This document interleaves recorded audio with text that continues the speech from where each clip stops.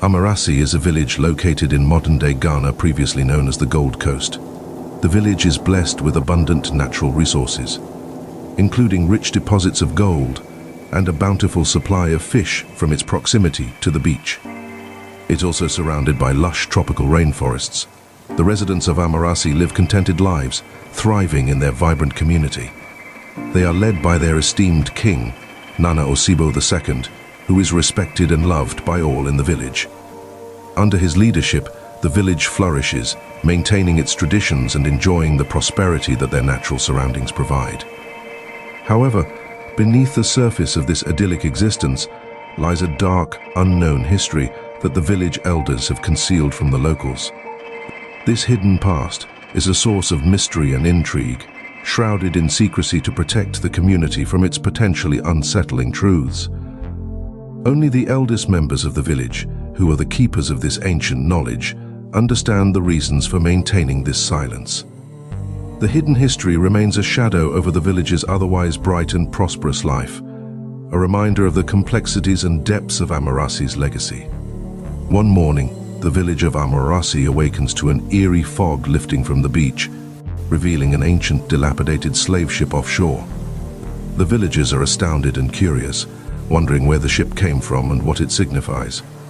News of the mysterious ship quickly spreads, reaching the ears of the village elders.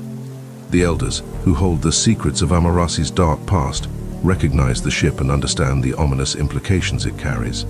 They convene urgently and issue a stern warning to the villagers. No one is to go near the ship. The elders know what the ship represents, a painful and buried chapter of their history that they have long kept hidden to protect the village from its haunting legacy. The arrival of the ancient, dilapidated slave ship marks the end of the village's happiness. Every night, the people of Amurasi are tormented by eerie noises emanating from the ship. They hear the haunting cries of babies, the wails of slaves, and the sorrowful singing of those long gone. These disturbing sounds echo through the village, creating an atmosphere of fear and unease. Despite the elders' warnings, whispers of curiosity and fear ripple through the community. Some villagers are drawn to the ship, intrigued by its sudden appearance and the elders' reaction. Others are wary, respecting the elders' wisdom and the potential dangers that the ship might bring. As the days pass, the presence of the ship looms over Amurasi, stirring a mixture of dread and curiosity among its people. The once thriving and contented community now finds itself gripped by dread and sleepless nights. The children cling to their parents in fear, while the adults gather in hushed conversations, their faces etched with worry and confusion. The village that was once filled with joy and prosperity is now overshadowed by the oppressive presence of the ghostly ship. The elders, knowing more about the ship's history, struggle with the burden of their secret. They understand that the ship is a remnant of a dark period when their ancestors were forcibly taken from their homeland, subjected to unimaginable horrors. The elders debate among themselves, torn between protecting the village from the painful truth and the need to address the supernatural torment that the ship has brought upon them. As the nights pass, the village's fear deepens, and the once vibrant spirit of Amurasi fades. The villagers' happiness is replaced by anxiety and despair, and the question of how to rid themselves of this haunting presence becomes ever more urgent. The elders realize that the time has come to confront the hidden past and seek a way to restore peace to their beloved village. Under the dim light of the moon, two friends, Kweku and Ajete, sit beneath a large tree discussing the recent events that have plagued their village. The eerie sounds from the ancient slave ship have left everyone in Amurasi restless and fearful. Kweku speaks first, his voice tinged with frustration. I think the elders are hiding something. We all know this, but I don't understand why they won't tell us what's wrong. Ajete, always the daring one, replies thoughtfully. The only way we can find out is by investigating ourselves. I don't think the leaders are ready to tell us the truth. Kweku leans in, curious. So what is your suggestion? We have to be careful. We have been warned.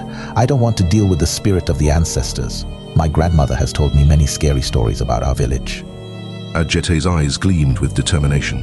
The king and the elders have done really well by hiding the truth from us for a long time. The only way we can find out what is really going on with our village is by boarding the ship. I think the ship is trying to tell us something. We have to go and find out. If we have to face the spirit of our ancestors, so be it. Who knows our village better than our ancestors? Kweku looks uneasy. Since this ship washed up on the shores of our village, there has not been peace. My family can't sleep at night. The scary noise coming from the ship is driving everyone crazy. Ajete places a reassuring hand on Kweku's shoulder. Listen, my friend, we are two brave men. If we find a solution, we will be crowned heroes, and everyone in the village will respect you and I. Driven by their sense of adventure and a desire to uncover the truth, Kweku and Ajete decide to take matters into their own hands. One night, under the cover of darkness, they sneak down to the beach, climb aboard the ghostly ship, and venture inside, believing that no one has seen them. However, the wise king Nana Osibo II had anticipated such an action. He had placed a spy to watch over the ship, knowing that curiosity and bravery might drive some to defy his warnings. Hours pass, then days, but Kweku and Ajete do not return. Their disappearance sends a fresh wave of fear and sorrow through the village. The king, troubled by their fate, understands that the time has come to confront the ship and the village's hidden history. The elders, now compelled by the urgency of the situation, begin to prepare to reveal the truth and seek a way to free Amorasi from the haunting curse that has befallen it. In the bustling market of Amurasi, a woman named Nana Ajele moves through the crowd, her appearance disheveled and her demeanor often dismissed as mad by the villagers. For years, she has been warning anyone who would listen about the impending arrival of the ancestors' ghosts. Speaking in a possessed tone that sends chills down the spines of those who hear her. "The ghosts of our ancestors are coming," she mutters as she weaves through the market stalls. "They are coming, and there is nowhere to go. Ha ha ha." Most of the villagers avoid her, some even mockingly calling her a witch.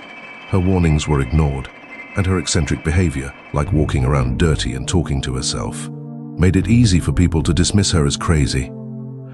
Yet, there were a few who felt an uneasy stir in their hearts when they heard her words, sensing a deeper truth in her ramblings. As the haunting sounds from the ancient slave ship continue to plague the village, more and more people begin to recall Nana Ajele's warnings with a growing sense of unease. They remember how she had spoken of the ancestors long before the ship's eerie arrival, and a new respect, mixed with fear, starts to form around her. One evening, as the villagers gather in the square, Nana Ajele stands at the edge of the crowd, her eyes wild but clear. She speaks in a voice that carries across the silence. "See past we tried to forget." The ancestors have come to remind us of the past we tried to forget. They come with a message, a warning. We cannot ignore them any longer. The king and the elders, who have been wrestling with the village's dark history and the fate of Kweku and Ajete, decide that it is time to listen to Nana Ajele. They approach her, asking her to share more of what she knows. Nana Ajele reveals that the ancestors had been trying to communicate through her, warning the village to prepare for the reckoning that the slave ship would bring. The ship is a manifestation of the suffering and injustice that the ancestors endured, and it has returned to seek acknowledgement and reconciliation. With the villagers' fear at its peak and the need for answers more urgent than ever, the king, the elders, and Nana Ajele gather the community to prepare for a ritual to appease the ancestors. The time has come to confront the village's hidden past and seek a way to bring peace to the tormented spirits, hoping to restore harmony to Amorasi.